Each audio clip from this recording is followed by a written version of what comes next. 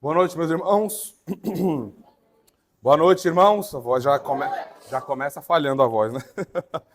Uma alegria estar com os irmãos nessa bendita santa convocação, agora no nosso culto solene à noite.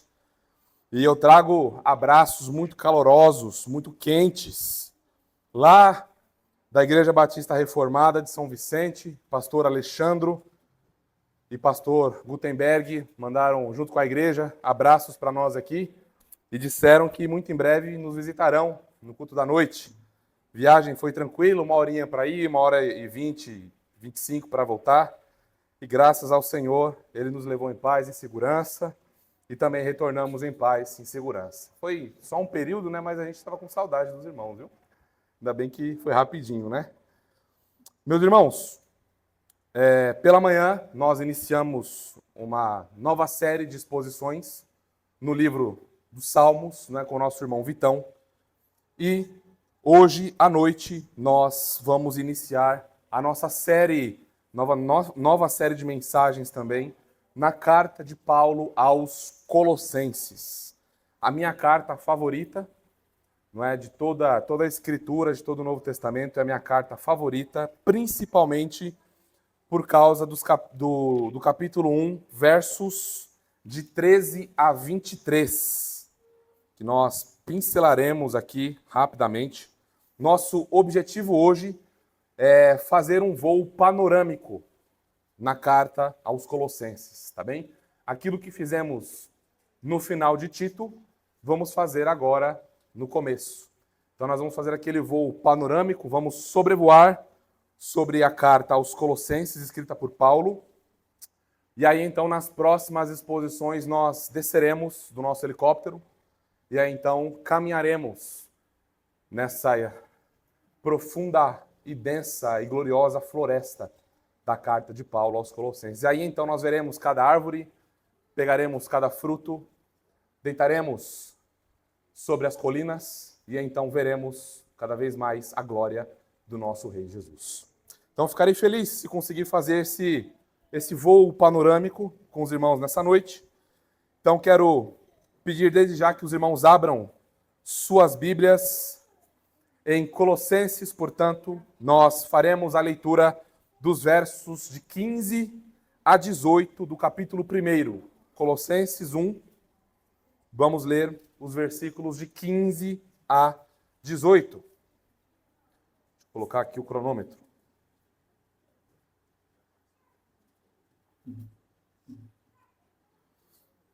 Vamos ler, meus irmãos, a santa palavra do nosso Deus. Diz assim: Este é a imagem do Deus invisível, o primogênito sobre toda a criação, pois nele foram criadas todas as coisas nos céus e na terra, as visíveis e as invisíveis, sejam tronos, sejam soberanias, quer principados, quer potestades. Tudo foi criado por meio dele e para ele. Ele é antes de todas as coisas. Nele tudo subsiste. Ele é a cabeça do corpo, da igreja. Ele é o princípio, o primogênito dentre os mortos, para que em tudo tenha a primazia. Vamos ao nosso Senhor, meus irmãos, mais uma vez, em oração. Pai Santo, nós te damos graças, Senhor. Te agradecemos pela bendita obra do Teu Filho Jesus. Nós te louvamos, pois nele nós temos graça soberana, nós temos graça justificadora. Nós temos tudo aquilo que a nossa alma precisa para estar satisfeita eternamente. Nós temos a nossa alegria, nós temos a nossa plena satisfação, repouso e descanso. Ó Pai, nós te imploramos para que nesta hora o Senhor nos abençoe, o Senhor nos dê graça iluminadora, para que possamos ver a glória do Teu Filho Jesus nessa bendita carta que começaremos a expor hoje, a carta que o Senhor inspirou Paulo a escrever aos Colossenses e que por Sua graça, por Sua providência chegou até nós. Senhor, quanta riqueza temos aqui, quanta glória temos aqui, temos o mar insondável da beleza, da majestade, da soberania, da graça, da pessoa do teu Filho, ó Pai. Ó Senhor, por favor, desvenda os nossos olhos, para que contemplamos e vejamos as maravilhas do teu bendito Filho Jesus aqui. Senhor, nós rogamos que o teu glorioso e maravilhoso Espírito venha sem igual sobre nós e nos dê a graça de termos as nossas almas inflamadas pelo bendito conhecimento do teu Filho Jesus nessa carta. Senhor, por favor, edifique a tua igreja, salve pecadores, prepare os coraçõezinhos dos nossos pequenos para contemplarem e conhecerem experiencialmente o teu Filho Jesus.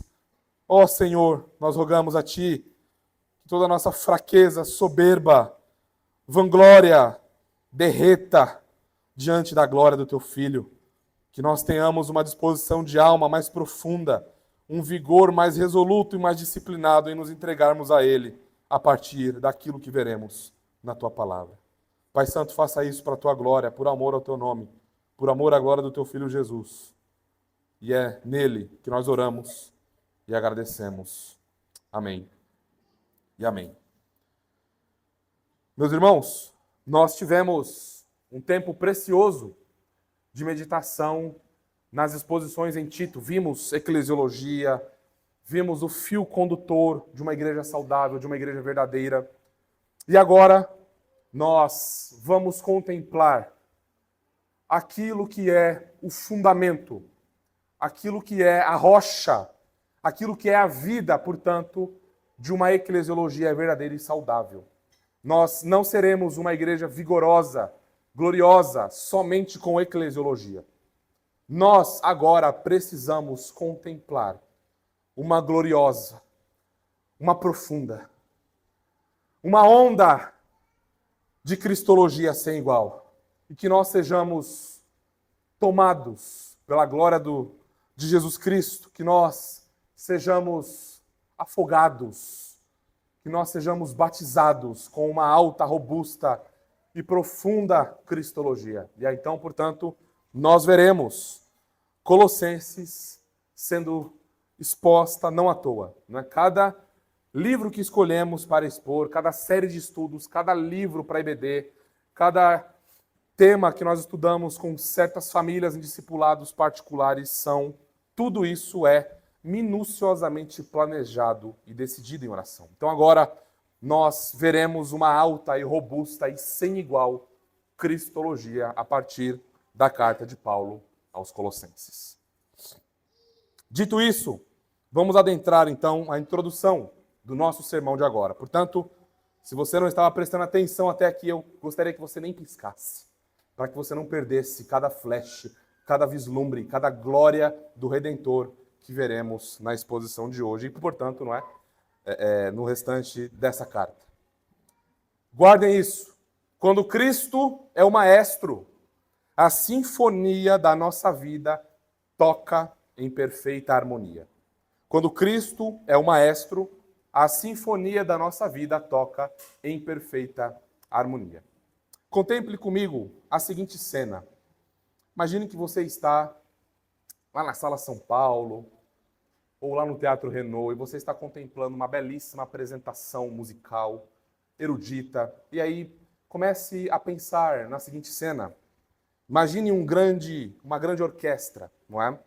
Composta por músicos talentosos, famosos, os melhores do mundo. E eles estão lá tocando diversos instrumentos, violinos, trompetes, pianos, tambores, etc. No centro de tudo, dessa gloriosa e majestosa apresentação, está o maestro, que tem a responsabilidade de guiar cada músico com precisão. Enquanto todos estão atentos, olhando para o maestro, tudo caminha muito bem, tudo flui de maneira harmoniosa e majestosa. Mas, porém, todavia, num determinado dia, num certo concerto, numa certa exposição, alguns músicos começaram a desviar os olhos do maestro. Começaram a confiar em si mesmos, em seus próprios dons, talentos.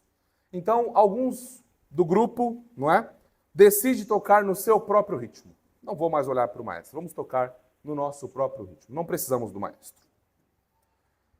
Outros, então, seguem as suas próprias sugestões, as sugestões de colegas mais experientes. Então, tentam misturar partituras de diferentes estilos musicais. Imagina o caos, não é? O resultado, obviamente, é a bela sinfonia se transforma em um caos de sons desordenados. O que antes era uma melodia perfeita, gloriosa, sem igual, agora é apenas ruído, barulhento, sem ordem, é um caos.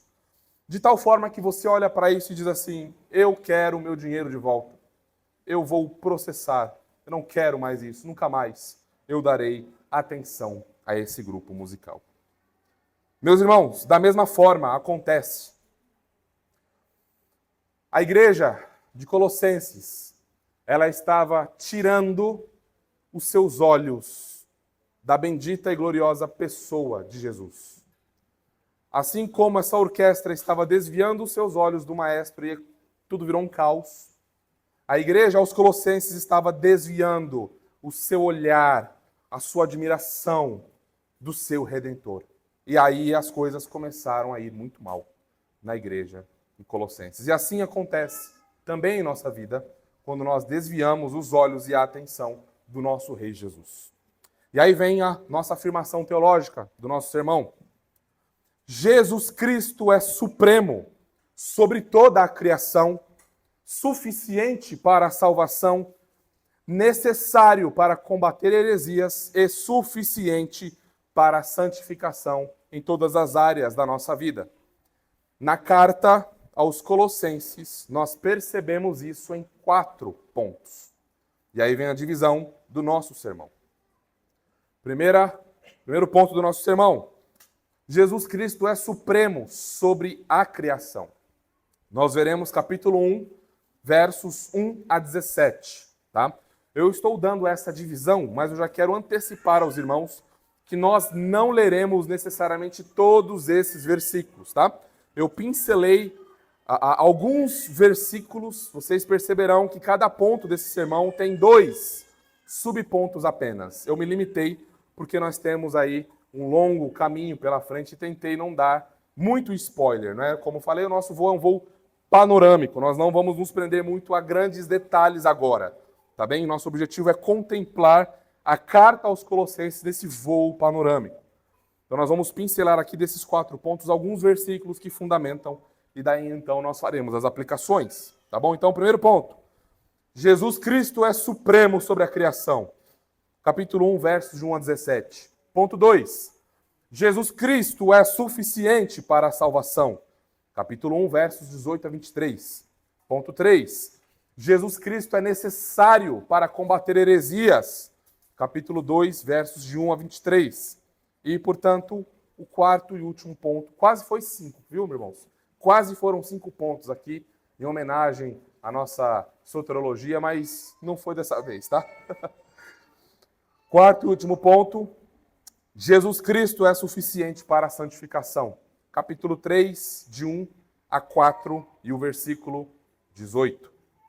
Para as crianças, 2 palavrinhas hoje, que resumem toda a gloriosa cristologia. Um breve susto ali, tranquilo. Foi só o bebedouro que caiu. Não foi nenhuma criança, graças a Deus, não é? Foi ninguém. Então, as 2 palavrinhas para as nossas crianças: a supremacia e suficiência.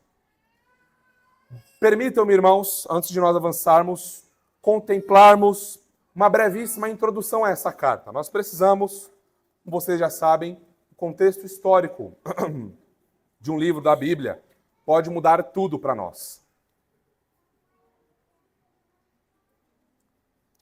Ao termos conhecimento do contexto histórico e cultural de uma passagem de um livro, nós imediatamente, ainda que não tenhamos mestrado em hermenêutica bíblica, ainda que não tenhamos um doutorado em interpretação bíblica, ao conhecermos de maneira simples e básica aspectos introdutórios de qualquer livro da Escritura, quando alguém recortar uma parte dessa porção da Escritura, nós veremos o grande delito que estará sendo cometido. Tá bom? Você não precisa ser uma sumidade em hermenêutica para você poder identificar as corrupções que são feitas por aí, né? Então, vamos ao contexto histórico. Rapidamente, uns dados históricos sobre a carta aos Colossenses. Essa carta ela foi escrita, irmãos, entre os anos de 58 a 60. Tá bem? Os estudiosos geralmente datam aí de 61 a 62, alguns até 63. Mas eu tendo a pensar que ela foi escrita antes do grande terremoto que aconteceu na cidade de Colossos. E esse terremoto que aconteceu no ano de 61 foi um grande marco para que aquela cidade nunca mais fosse a mesma. Ela foi completamente devastada por um grande e profundo terremoto, não é? Então, como não há nenhuma menção disso, pelo contrário, Paulo escreve, nós vemos uma população bem numerosa, então nós somos inclinados a pensar que Colossenses foi escrita antes desse grande terremoto que aconteceu em 61. Paulo, quando escreve essa carta, ele está preso em Roma. E ele escreve junto com Colossenses, Efésios, Filipenses e Filemão. São as conhecidas cartas da prisão, não é? Paulo está na sua primeira prisão em Roma e ele dali, portanto, escreve essas cartas. Como que Paulo, preso, soube da igreja em Colossenses e Laodiceia, não é? Paulo soube da igreja em Colossos por meio de Epáfras. Nós lemos nos versículos 7 e 8 do capítulo 1 que Epáfras ele é chamado de fiel ministro de Cristo, fiel cooperador do Evangelho. Então, muito provavelmente, Epáfras, ele planta essa igreja, ele é o grande plantador dessa igreja. Ele conhece o Evangelho a partir do ministério de Paulo em Éfeso, que durou ali 3 anos, você pode ver isso em Atos 19. E aí, então, Epáfras, ele planta, ele volta ali para aquela região de Herápolis, Laodiceia e Colossos, e planta ali 3 igrejas, uma em Herápolis, uma em Laodiceia e uma em Colossos, que são regiões ali circunvizinhas. O grande tema da carta aos Colossenses é a supremacia e a suficiência de Jesus Cristo sobre tudo e sobre todos. Jesus, ele é supremo, Jesus, ele é suficiente. E o que acontece? Epáfras estava enfrentando problemas na igreja aos Colossenses, no chão da igreja local. Havia ali algo que os estudiosos não conseguem, por mais que tentem, por mais que inúmeras propostas sejam apresentadas, não é? Eu consegui ver mais de 40 propostas, mais de 40 aí, tentativas de expor o que seria essa heresia, esse falso ensino que estava ali, não é, atacando a igreja em Colossos. Como não há concordância, não é, entre os estudiosos, passou-se a chamar esse falso ensino, que tem muitos tentáculos de heresia colossense, porque aí a gente consegue abarcar todo esse engano, não é? Essa heresia que estava tomando conta dos irmãos ali, dos corações, estava seduzindo os irmãos daquela igreja. Qual é a heresia? Com vários tentáculos. O que nós encontramos aqui? Nós temos aquilo que é chamado de falsa filosofia, em Colossenses capítulo 2, versículo 8. Então, nós temos aqui uma filosofia grega, pagã, rondando ali a igreja em Colossenses. Nós temos, junto com isso, um cerimonialismo judaico muito rigoroso também, assediando os irmãos daquela igreja. Nós vemos isso em Colossenses 2, versos 11, 16, 17, no capítulo 3, versículo 11. Nós vemos alguma espécie de adoração, de reverência, de atenção sem igual a anjos, a criaturas, não é? Seres que foram criados, portanto, rivalizando com a pessoa de Jesus Cristo. Nós temos legalismo, asceticismo, né? Uma rejeição aos prazeres. O legalismo profundo, no capítulo 2, versos de 20 a 23. E aí, com tudo isso, nós acabamos caindo naquilo que, se o nosso coração já está assim, não é? Dependendo de coisas, sendo desviado por essas filosofias, por essas religiões falsas, por esse judaísmo pagão, adoração a anjos e tudo mais, é óbvio que nós vamos cair aqui, em negar a suficiência e o senhorio de Jesus Cristo na criação, na providência, na salvação e na santificação. Portanto, Paulo escreve essa carta com um objetivo simples e claro. Ele escreve essa carta não só para refutar a heresia colossense, com esses vários tentáculos, mas principalmente para chamar a atenção dos crentes em Colossos, para eles voltarem os seus olhos para aquele bendito e soberano e glorioso e sem igual Redentor, do qual eles nunca deveriam ter tirado os olhos. Portanto, Paulo escreve para que a igreja em Colossos volte seus olhos para Jesus Cristo e para a sua glória. Paulo escreve essa carta e chega a nós para que nós também voltemos os nossos olhos para a gloriosa e bendita pessoa de Jesus Cristo. Ditas essas palavras de introdução, irmãos, vamos entrar agora nos pontos do nosso sermão. Lembrando que o título do nosso sermão é Colossenses, a supremacia e a suficiência de Jesus Cristo. Vamos ao nosso primeiro ponto. O primeiro ponto é: Jesus Cristo é supremo sobre toda. Eu vou pedir para que os irmãos que estão ali, mexendo com um bebedouro, deixe isso aí, paradinho, prestem atenção na exposição. Né? Depois a gente pode pegar algumas aguinhas com gás, algumas águas que estão ali, Marcelão, viu? Pode pegar algumas águas ali, geladinhas da geladeira, deixa ali em cima, deixa isso aí, não mexe com isso agora não, deixa quietinho aí. Vamos acompanhar a exposição bíblica. Jesus Cristo é supremo sobre a criação. E isso nós encontramos no capítulo 1, versos de 1 a 17. E os versos que nós vamos destacar desse capítulo são os versos 16 e 17. Só lembrando os irmãos que depois nós vamos passar desde o versículo 1 até o último versículo do capítulo 4. Tá bem? Então os irmãos fiquem sossegados quanto a isso. Vamos contemplar então Jesus como supremo sobre toda a criação, focalizando os versos 16 e 17.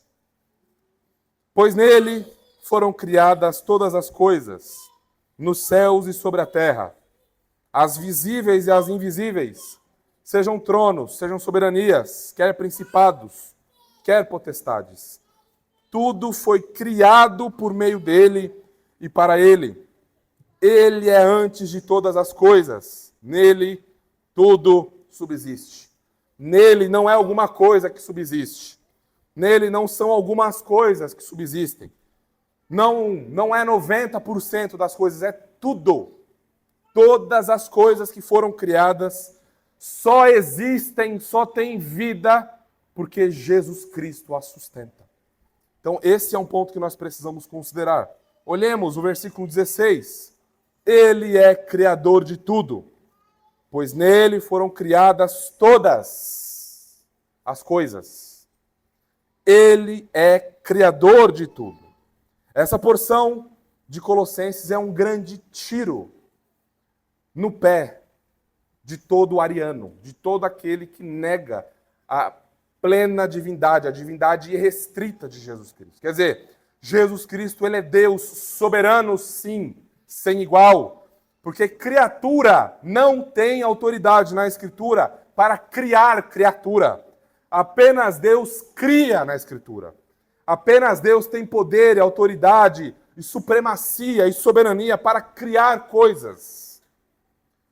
Segundo os arianos, principalmente os testemunhas de Jeová, vocês lembram que o arianismo deu grande trabalho para a igreja e continua a dar uma heresia perniciosa que nega a plena divindade de Jesus Cristo e o coloca como sendo a primeira criação, o primeiro mestre de obras, não é? Do Deus, o Pai. Isso é uma grande heresia, uma grande blasfêmia, pois vejam claramente o que a Escritura diz. Todas as coisas foram criadas nele, as coisas nos céus e as sobre a terra, as visíveis e as invisíveis. E agora, eu gostaria que vocês prestassem atenção nessas palavrinhas que vão surgir aí. Você pode grifar, marcar.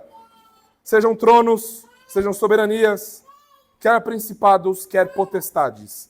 Essas expressões aqui, ó, tronos, soberanias, principados e potestades, fazia parte do vocabulário da heresia colossense. Os cristãos lá, essa heresia, não negava que Jesus Cristo pudesse ter algum grau de divindade, algum grau de importância.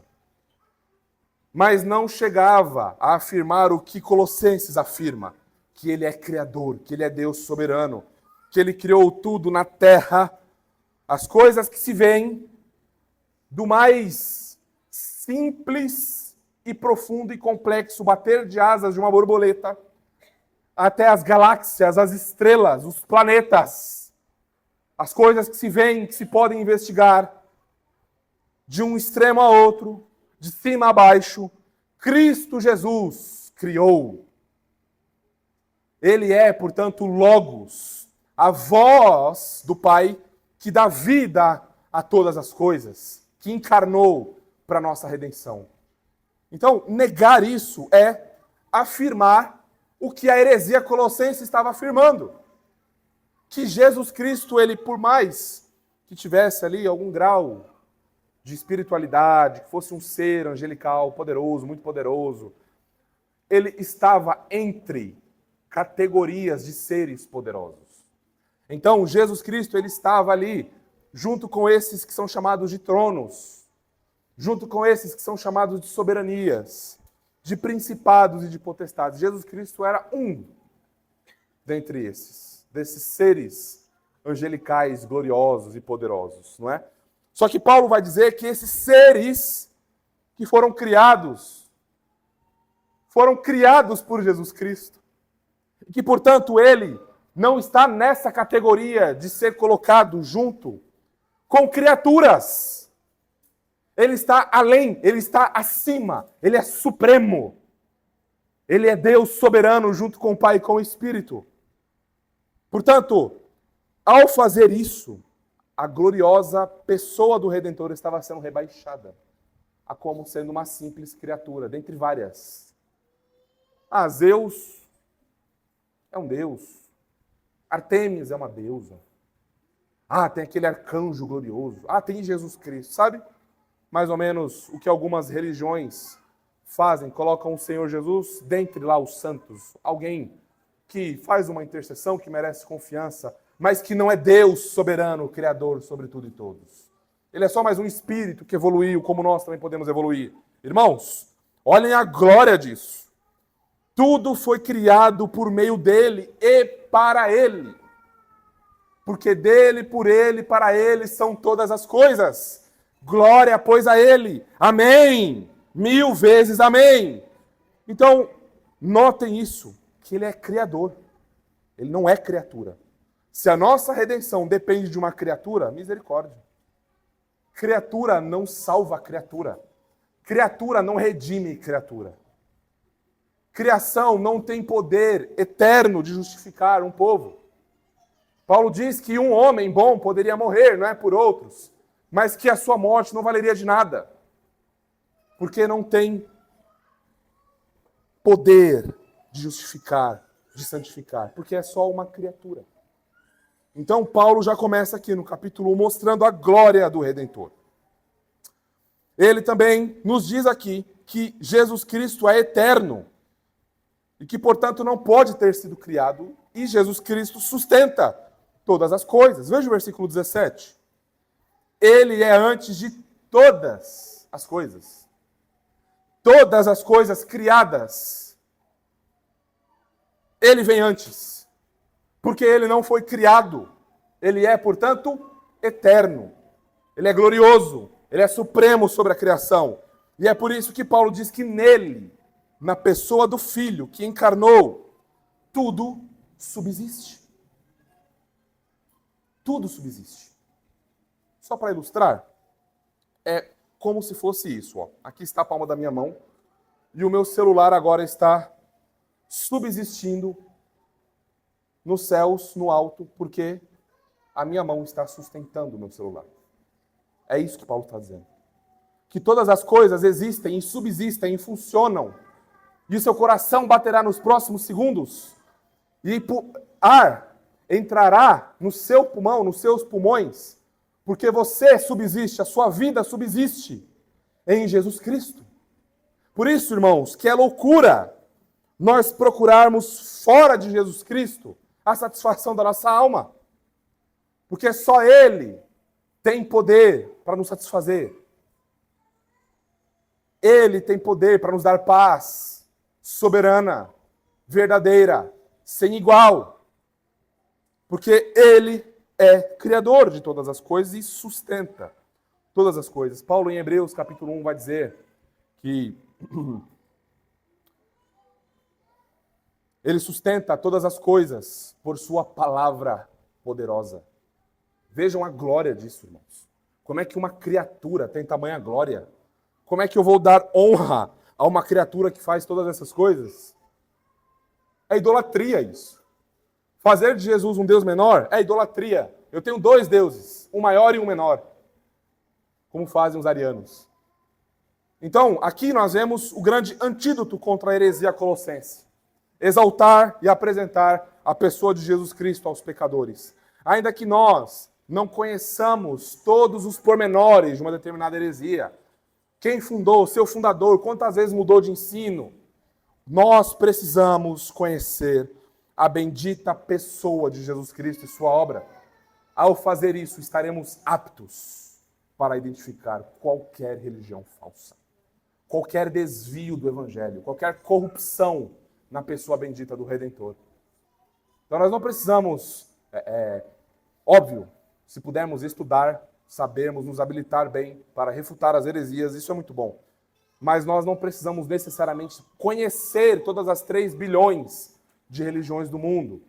Nós precisamos estar com o nosso conhecimento muito bem fundamentado no nosso Redentor. Vamos para o nosso ponto 2.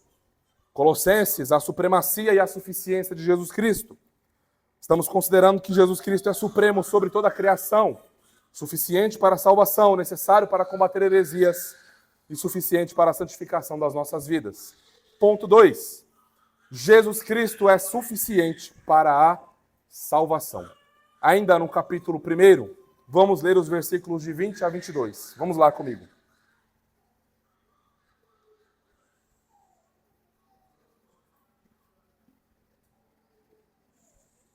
Colossenses 1, 20 a 22. E que, havendo feito a paz pelo sangue da sua cruz, por meio dele, reconciliasse consigo mesmo todas as coisas, quer sobre a terra, quer nos céus. E a vós outros também, que outrora éreis estranhos e inimigos no entendimento, pelas vossas obras malignas, agora, porém, vos reconciliou no corpo da sua carne, mediante a sua morte, para apresentar-vos perante ele, santos, inculpáveis e irrepreensíveis. Foi como nós acabamos de cantar. Meu pecado expiou, sempre cantarei, aleluia, glória e honra a Jesus. Ele é o único que reconcilia. Por isso que ele é suficiente para a salvação. Nós não precisamos de nada fora de Jesus Cristo. Nós não precisamos de absolutamente nada além de Jesus Cristo. Ele é o único que reconcilia. Olhem comigo novamente ali os versículos 20 e 21. E que, havendo feito a paz pelo sangue da sua cruz, lembrem, nós éramos inimigos de Deus. Nós odiávamos a Deus. Nós estávamos mortos em nossos delitos e pecados. Nós amávamos odiar a Deus. Nós odiávamos a piedade, odiávamos a santidade, odiávamos as Escrituras, odiávamos o Evangelho, odiávamos a igreja. Odiávamos a piedade. Odiávamos a bendita e santa luz do Senhor. Mas, por meio da obra de Cristo Jesus, que sendo Deus verdadeiro, encarnou em corpo verdadeiro, com sangue real, com coração real, com pulmões que enchiam de ar quando ele respirava. Notem a ênfase no texto, o sangue da cruz.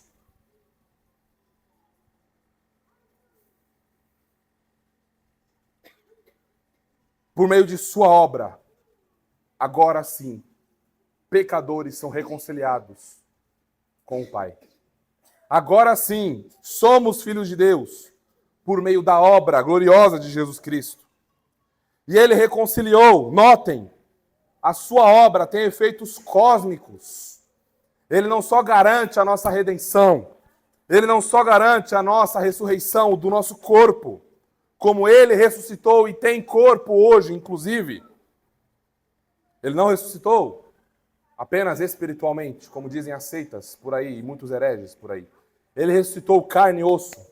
Tomé o tocou, toque no meu lado, veja, sou eu. E mesmo com o corpo glorificado, ele ainda tem um corpo. Ele continua sendo Deus-homem. Para sempre o será Deus-homem. Um homem conquistou a salvação pelas obras. E foi o segundo Adão. Ele é verdadeiramente Deus e verdadeiramente homem. Plenamente Deus e plenamente homem. Para todos sempre.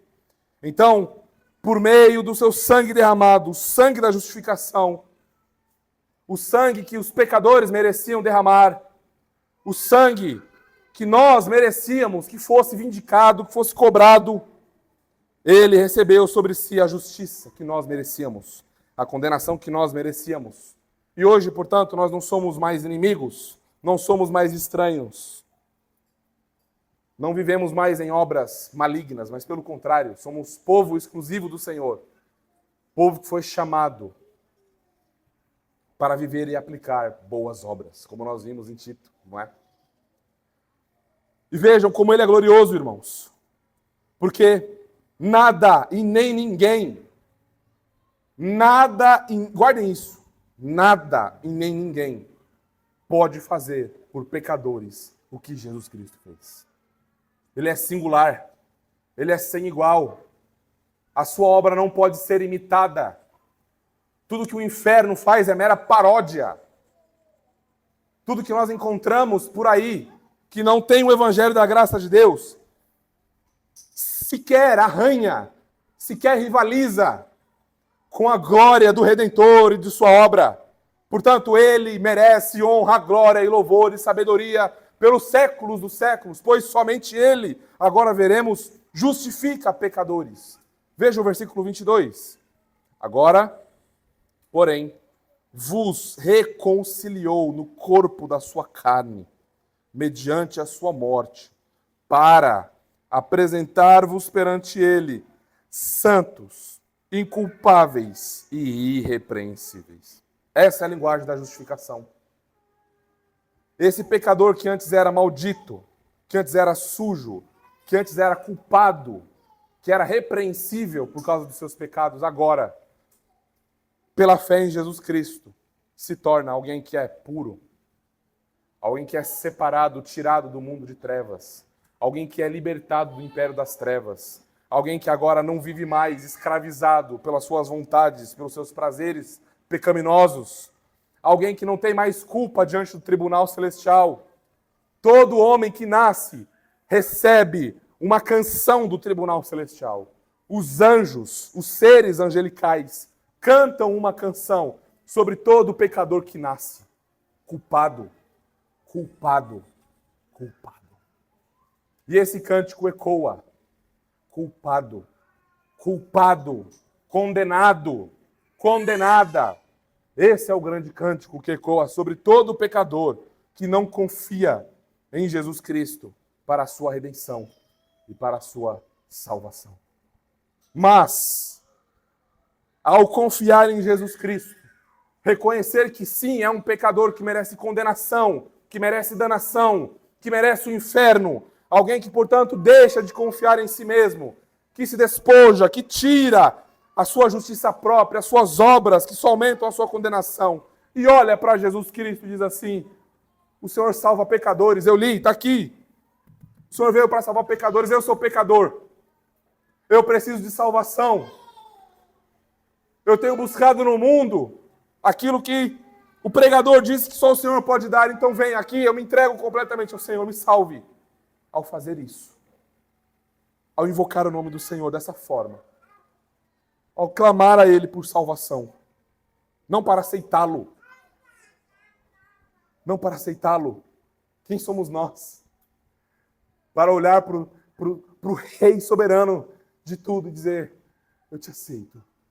Ele é quem diz, eu te aceito. Ele é quem diz, você, pecador miserável que merecia condenação e desgraça, eu escolho salvar você. Vinde a mim e eu o salvarei. E ao fazer isso, o canto nas regiões celestiais muda e passa a ser santo, inculpável, irrepreensível, justificado, salvo, regenerado, unido a Jesus. Os céus se abrem para esses pecadores. São justificados, declarados justos, inocentes diante de Deus, como se esses criminosos agora nunca tivessem pecado. Ficha limpa total. Cadê o arquivo? Não existe. Acabou. Não há mais medo nem pavor. Porque o verdadeiro amor lança fora o medo. Não há mais medo de condenação, não há mais pavor da morte, não há mais medo do inferno. Pois Jesus Cristo sofreu e padeceu aquilo que eu e que você e que todos os pecadores mereciam. Avançando, irmãos, nosso terceiro ponto. Lembrem, nessa carta de Colossenses nós aprendemos que a supremacia e a suficiência de Jesus Cristo são ensinadas. E nós precisamos dele, porque ele é supremo sobre toda a criação. Ele é suficiente para a salvação. Ele é necessário para combater as heresias e suficiente para a nossa santificação. Agora vamos ver o ponto 3 do nosso sermão. Jesus Cristo é necessário para combater heresias. Agora nós vamos ver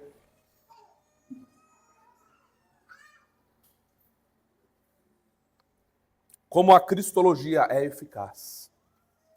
Como estudar a pessoa e a obra do nosso Redentor não fica só no campo das ideias, mas como esse ensino bendito alcança as nossas almas, os nossos corações e molda as nossas vidas. Vamos considerar agora capítulo 2, versos de 1 a 4 e versos de 16 a 17.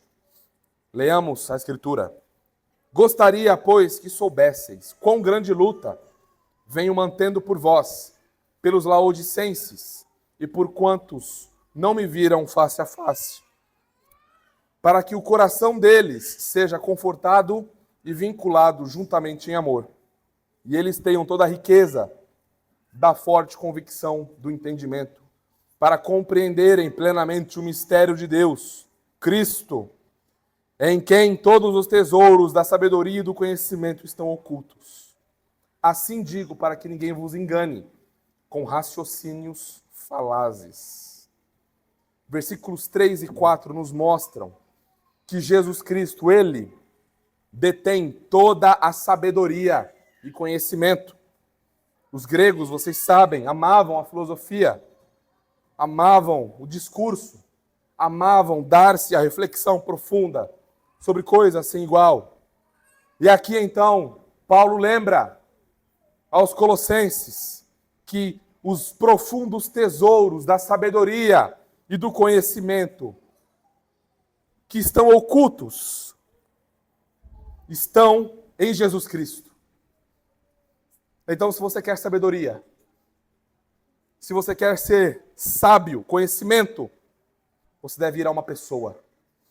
Você deve ir a Jesus Cristo. Você não deve ir aos grandes livros de filosofia. Eu não estou dizendo que você não deve estudar filosofia. Compreenda bem o que eu estou dizendo. O ponto é que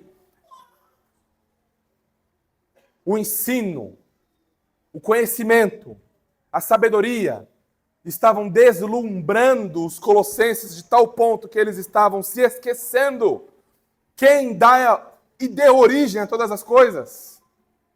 Nós só podemos pensar, falar, raciocinar, ler, escutar, meditar, memorizar, conhecer e fazer filosofia e teologia por causa de uma pessoa. Por isso que nós precisamos ter muito cuidado de não fazer do nosso conhecimento teológico um ídolo. Se nós temos tão boa teologia assim, e somos chamados de reformados por isso, e estamos certos por isso, somos chatos porque estamos certos por isso, onde está essa grande e maravilhosa teologia dobrando os nossos joelhos? Cadê a nossa teologia, a nossa cristologia, conduzindo as nossas afeições a amar a Jesus e a nos entregarmos mais a Ele? Onde está? Aqui está o erro de termos boa teologia, bom ensino, confissões, tradições, coisa linda, maravilhosa.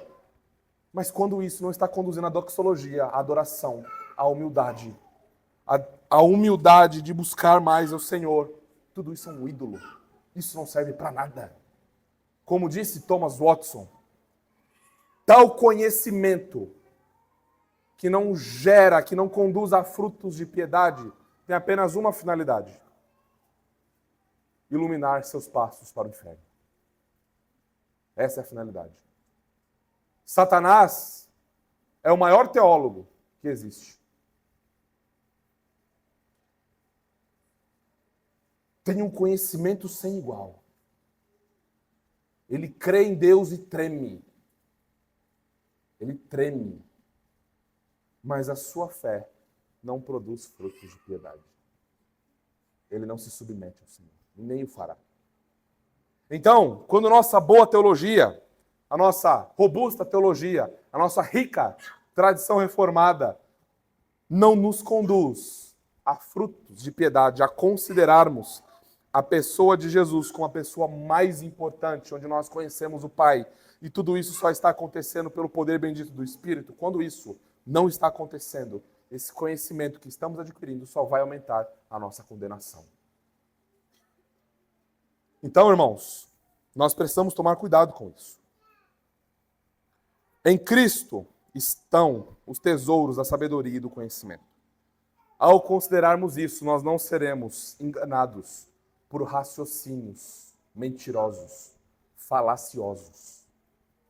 Lembram quando nós vimos na última pregação, e quando o nosso coração está se desviando da verdade, sendo um falso mestre?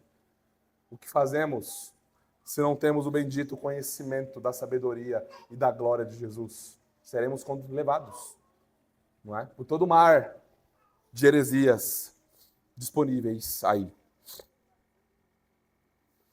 Nós vemos também que Jesus Cristo é necessário para combater heresias, porque Ele é a realidade de todas as coisas. Então, enquanto nós vemos, não é, um certo tipo de filosofia grega seduzindo o coração dos crentes, agora nós vamos ver um outro tentáculo, uma outra heresia perigosa desse ensino que estava cercando ali os crentes. Vejam os versos 16 e 17. Ninguém, pois, vos julgue por causa de comida e bebida, ou dia de festa, ou lua nova, ou sábados, porque tudo isso tem sido sombra das coisas que haviam de vir, porém o corpo é de Cristo. Você já viu aí? A gente comenta, vez ou outra, né? Igrejas que compram lá aquela Arca da Aliança maravilhosa, né? Eu não lembro quem foi que falou, acho que o Marcelo sempre sonhava, né, nas antigas igrejas, ter uma daquela e nunca conseguiu, né? E ficava triste e frustrado, porque nesse meio, a ter uma Arquinha da Aliança em casa é a presença de Deus. Tal qual no Antigo Testamento. Uma miniatura, né, lá do templo de Salomão e tal. Poxa. Quem nunca viu? Lobos devoradores querendo judaizar a igreja. Chofar e todos os equipamentos, kippah e etc. Né, trazendo isso para a igreja cristã. Olha, vocês precisam guardar o sábado. Tá? E eu já ouvi gente dizendo, não importa, se você guarda o sábado, se você guarda o domingo, o que importa é você está fazendo para Deus. Heresia, irmãos. Veja o que Paulo está dizendo aqui. Cristo Jesus é a realidade das sombras. As sombras passaram. Lembra aquilo que a gente fica toda hora falando, tipologia? Você tem um tipo, você tem um antítipo. Você tem, por exemplo, o cordeiro na Páscoa, que não aponta para ele mesmo, mas aponta para o cordeiro que viria. Então a Páscoa judaica apontava para Jesus Cristo. Então nós não celebramos mais a Páscoa judaica. Passou. As leis que governavam esse pacto passaram. As leis dietéticas. Olha, você não pode comer carne de porco, senão você é impuro. Passaram. E nós temos grupos no meio da igreja cristã hoje ressuscitando essas coisas. Olha, se você não guardar o sábado, você não pode ser salvo. Olha, se você tomar café, já era, perdição para você. Se você for salvo, você vai ficar lá no porão, lá no obscuro, lá na salinha, lá onde ninguém quer ir. Mas pelo menos você está salvo, né? Vai ficar lá no banheiro escondido ali. Se você comer alguma coisa, olha aqui, ó, ninguém vos julgue por causa de comida e bebida. Olha, se você não observar as festas dos tabernáculos, o calendário judaico, ano novo judaico, dia de festa ou lua nova, tudo isso tem sido sombra. Apontava para uma realidade mais gloriosa e mais perfeita, que é Jesus Cristo. Então, esse retorno às sombras, e vale lembrar, uma nota rápida, que nós temos uma escatologia no Brasil e no mundo que afirma que em um determinado momento, no milênio futuro, o sacerdócio levítico vai ser restaurado e sacrifícios serão feitos em homenagem a Jesus Cristo. Isso é heresia. Isso é heresia. Isso é voltar às sombras. Nós temos, sim, algo dado a nós, a nova aliança, que nos lembra a obra do nosso Redentor e que nos alimenta a fé, a mesa do Senhor, a ceia do Senhor, o sacramento da nutrição. Não vai ter reconstrução de ministério levítico coisíssima nenhuma. Não vai ter reconstrução de terceiro templo coisíssima nenhuma. Ou, afinal de contas, quem é o nosso rei? Quem é o nosso sacerdote? Será que vamos ter profetas ressurretos sendo ressuscitados no milênio e lutando com Jesus? O rei Davi vai lutar com Jesus no milênio para ver quem que vai ser o rei? Os sacerdotes levitas vão lutar com Jesus? Ele é o supremo sacerdote. Então nós precisamos tomar cuidado. Porque às vezes nós olhamos para o adventismo do sétimo dia e achamos que o problema é só eles. Quando nós temos algo chamado dispensacionalismo, bem aqui do lado da gente. Atacando a obra de Cristo sem igual. Então nós não podemos dizer assim, tudo bem, guarda o sábado, beleza. Não, isso é sombra. Acabou.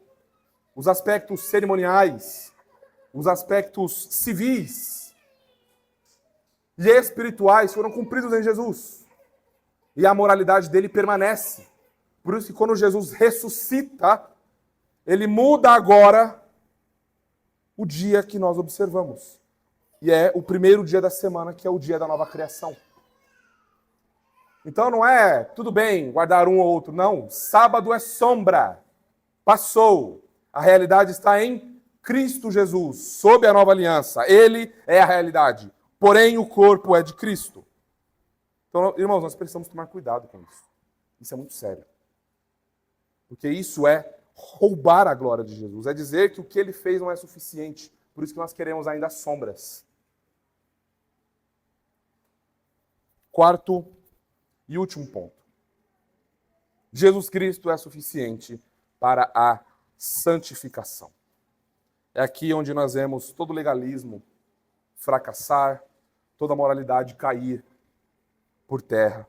Vamos considerar os versículos de 1 a 15 do capítulo 3. 1 a 5, desculpa.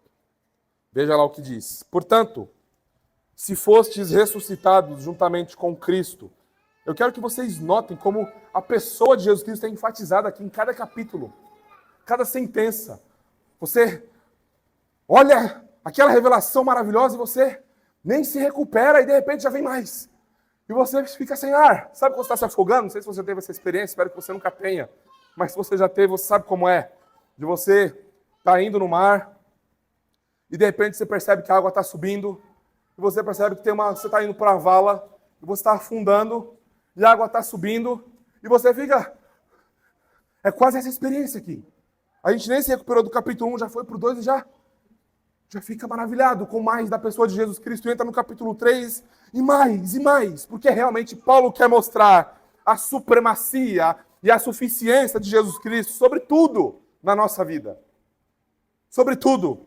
Como crentes, cristãos em Jesus, é assim que deveria ser. É assim que nós deveríamos olhar para Jesus. É assim que nós deveríamos viver. Olhando para Ele, desejando mais dEle, nos entregando mais a Ele, buscando, até que Ele rasgue os nossos olhos, os nossos entendimentos e venha nos dê fé, e nós possamos vê-lo, exaltado nas alturas, majestoso, assentado à destra do Pai, pronto a nos receber e a nos perdoar e a nos santificar dos nossos pecados, irmãos. Nós precisamos ter um conhecimento mais elevado da pessoa de Jesus. Nós precisamos amá-lo. Nós somos cristãos. Ele é a pessoa mais bendita, mais gloriosa. É assim que nós deveríamos vê-lo. Nós não deveríamos nos contentar em não ter o nosso coração inflamado por Ele. Não deveríamos, irmãos. Não deveríamos.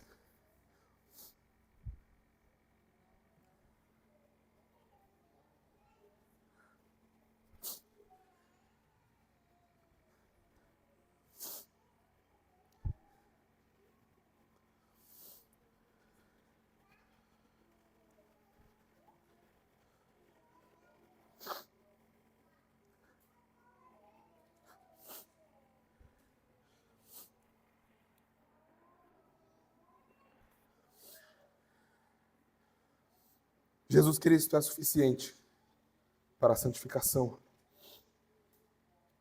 Portanto, se fostes ressuscitados juntamente com Cristo, buscar as coisas lá do alto, onde Cristo vive, assentado à direita de Deus. Pensai nas coisas lá do alto, não nas que são aqui da terra. Porque morrestes, e a nossa vida está oculta juntamente com Cristo em Deus.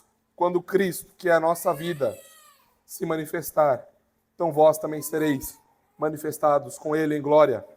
Fazei, pois, morrer a vossa natureza terrena, prostituição, impureza, paixão lascívia, desejo maligno e avareza, que é a idolatria. Vejam, a grande motivação para a santificação. Fazei, pois, morrer a natureza terrena, não é? Mas olha o que nós lemos no versículo 1 do capítulo 3. Portanto, se fostes ressuscitados juntamente com Cristo, nós consideramos a obra de Jesus Cristo que Ele fez por nós. Nós não podemos pular essa parte, irmãos. Pular isso é cair em legalismo. Aquelas regras destruidoras e malditas que vão te enganar. Ah, eu fui para a igreja, tá bom. Checklist, semana vencida. Não. Ah, eu li a Bíblia na quarta, tá ótimo. Na terça, na reunião de oração, tá ótimo. Não. Se é assim, nós não entendemos nada do Evangelho. Se é assim, nós não conhecemos Jesus Cristo como Ele é. Nós não fomos rasgados. O nosso coração não foi feito em pedaços ainda. Ainda estamos duros em nossos pecados. Porque morrestes em Jesus Cristo e a vossa vida está oculta juntamente. Ele é a nossa vida, irmão. Jesus Cristo é a nossa vida. Se vivemos para nós mesmos, melhor morrermos logo. Melhor que o Senhor me mata. Estou vivendo só para mim. Mas quando Jesus é a nossa vida, tudo muda. Nosso pensamento muda. Nossa visão das coisas muda. Nosso coração muda. Nossos anseios mudam. Tudo muda. Sabe por quê?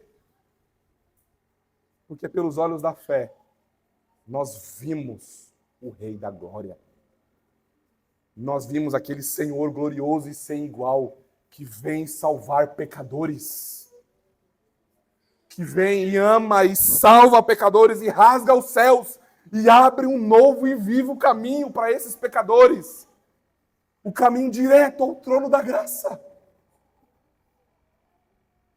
Ele é o nosso mediador. E aí então, todas as outras coisas, prostituição, pornografia, impureza, mentira, lascívia, soberba, desejo maligno, avareza, todas essas coisas, sabe o que acontece? Derrete. Derrete. Porque nós vemos como essas coisas são transitórias, frágeis, fracas. Não pode saciar o desejo profundo da nossa alma.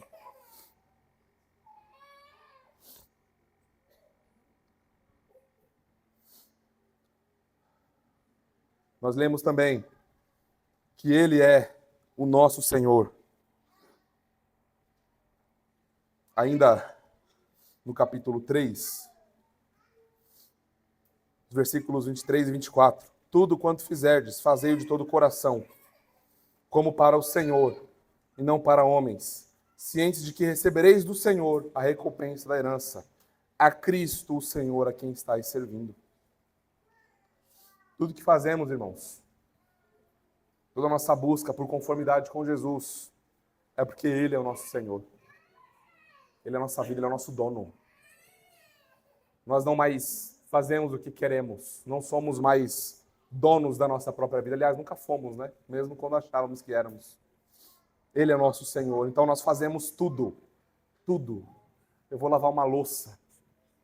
É para o meu Senhor. Eu vou arrumar minha cama, vou fazer a coisa mais banal. Eu vou lavar o banheiro da minha casa. Eu vou fazer para o meu Senhor. Eu vou honrar o meu patrão, chato, ateu, miserável. Vou honrá-lo, vou orar por ele. Vou fazer bem a ele. Porque eu tenho um Senhor sobre ele, a quem eu sirvo. E é o Senhor Jesus. Então eu faço tudo, de todo o coração, como para o Senhor, não para homens. Vamos, irmãos, para nossas aplicações e considerações finais. Primeira aplicação. Deixa eu pegar um pouquinho de água aqui que a voz já está sumindo.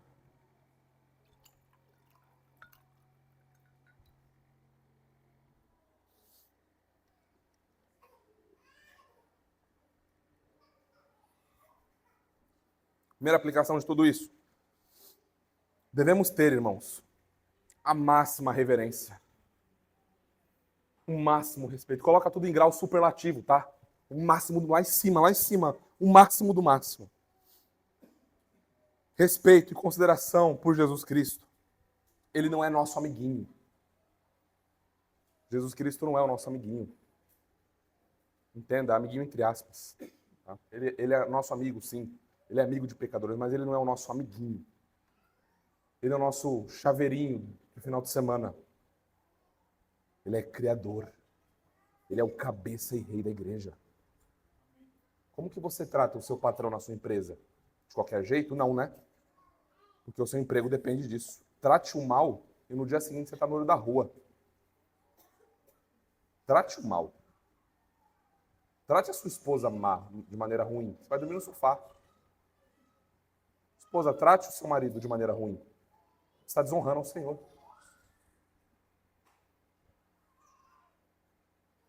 Então, como que nós deveríamos tratar o cabeça da igreja? O desprezo por ele demonstra falta de conhecimento dele. Porque nós não podemos honrar, amar, servir, reverenciar, respeitar alguém que nós não conhecemos. Não dá. Então, se nós amamos a Jesus Cristo verdadeiramente, a nossa postura deve ser essa. E nenhum membro dessa igreja deve ficar em paz em seus pecados, em paz, sendo irreverente, e não respeitando o Senhor da igreja. Eu não quero que nenhum membro da igreja me deixe em paz, se eu não for assim. Eu não vou deixar vocês em paz. O André não vai deixar vocês em paz. Porque nós temos um rei, nós temos uma vocação, nós temos uma maneira de viver diferente, se realmente pertencemos ao Senhor. Então, irmãos, nós devemos considerar isso de maneira muito severa, muito cuidadosa. Segunda aplicação. Para a nossa salvação e santificação, precisamos confiar somente em Jesus. não podemos confiar na nossa disciplina, não podemos confiar no nosso vigor, não podemos confiar em nada, em nenhuma outra coisa. A nossa confiança para a nossa salvação e santificação devem estar somente em Jesus. Para de ficar buscando o vizinho ímpio, para ficar fofocando e chorando sobre a sua vida. Vá a Jesus.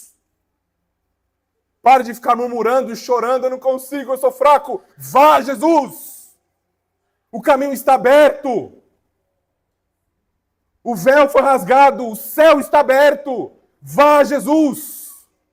Pare de dizer, eu não consigo, eu sou fraco, isso e aquilo. Vá a Jesus. Ele falou, vinde a mim, vós que estáis cansados e sobrecarregados. E você está indo para onde, criatura? Vá a Jesus. Pare de brincar, cresça, amadureça. Rogue ao Senhor que abençoe você com olhos, com fé, para contemplar a glória e a beleza de Jesus. E aí sim, a sua vida nunca mais será a mesma. Você será virado do avesso.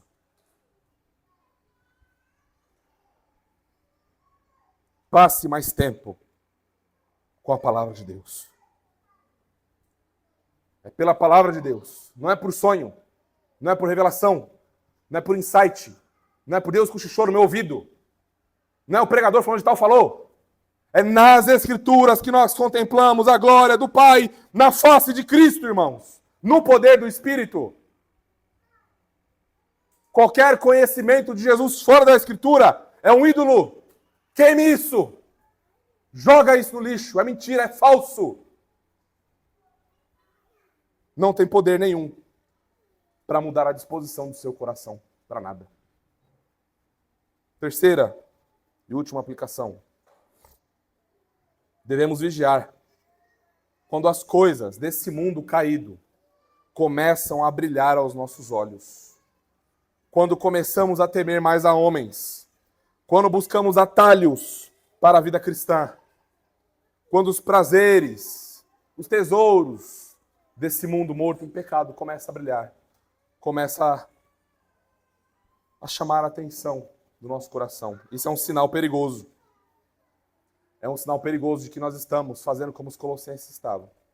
Virando os olhos de Jesus e olhando para outras coisas. Não podemos fazer isso, irmãos.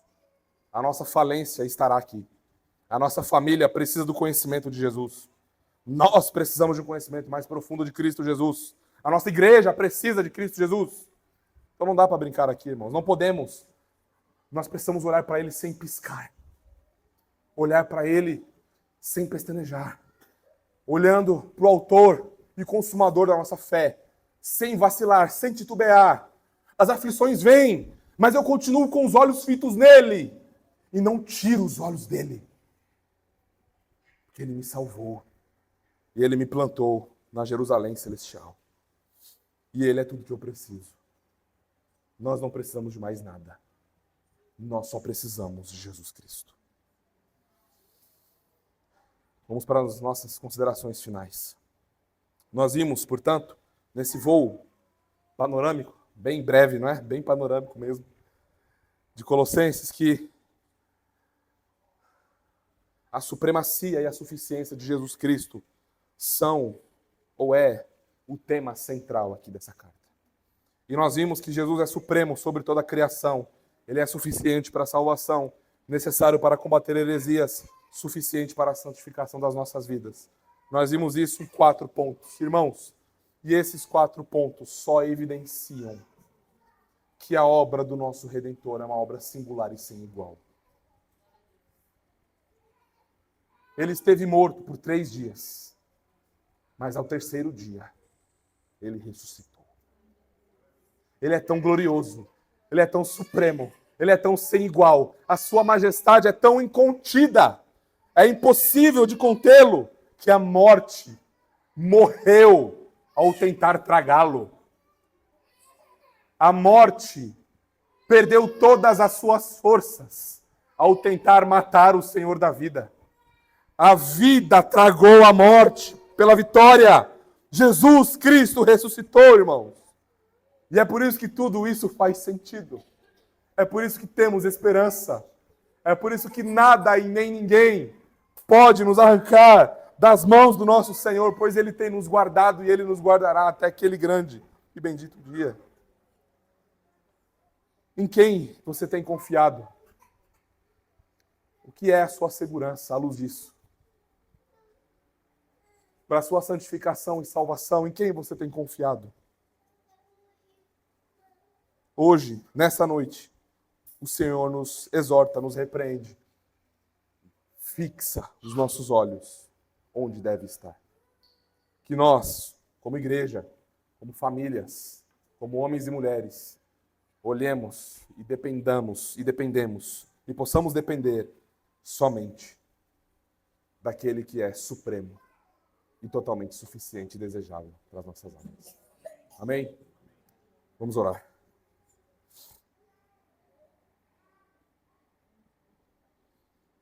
Pai Santo, te louvamos pela glória que contemplamos do Teu Filho Jesus nessa porção da Tua Palavra, nesse livro, Senhor, da Tua Palavra.